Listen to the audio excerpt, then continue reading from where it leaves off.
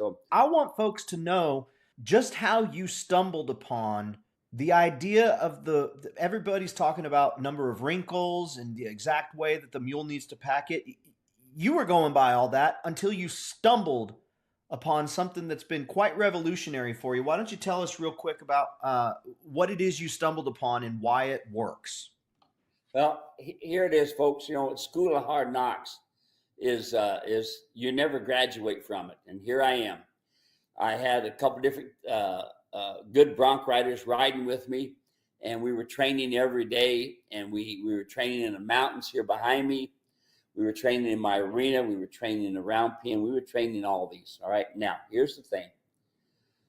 When I would take a bridle off, and I still do this today, I loosen up the bridle a couple notches, and I take the bridle off.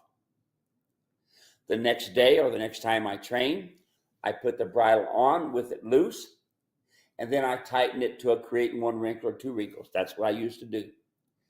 And I had this one mule one day that was just killing me. One thing after the other, I just could not get him to train. I thought, I'm just not going to make it here as a mule trainer. It's not going to happen, Well, what happened was, everybody would always, the couple guys that were with me kept saying, well, Wednesdays that mule will get it. The lights will come on, Well, this day I climbed on this mule, and this mule did everything perfect. Everything I asked for. Never fought me or nothing. And all the guys were going, wow, man, Steve, you finally got it. The mule fairies, we call it, were working on this thing. Well, here's what happened. I went to loosen up the bridle to take it off, and the bridle was already loose. Matter of fact, the bridle was so loose that the bit was hanging down, bumping the front teeth.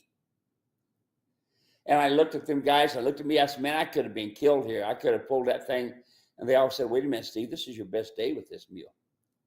And I said, yeah, that's right. Let me get on there and try it again. I went over, and the mule did absolutely perfect. So what did I learn from that?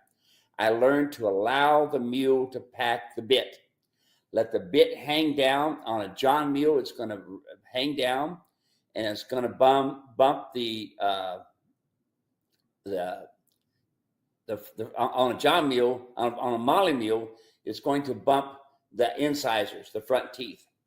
On a John mule, it's going to bump the canines. And this is what it looks like. Here's the incisors in the front, and here's this canine sticking up in the back, okay? And all your John mules have the canine, all your Molly mules and the incisors, and all your Molly mules have no canine and have the incisors. So I was taking the bit and letting it hang down. Then from then on, hang down, bump the teeth. That made them uncomfortable. So what did they do?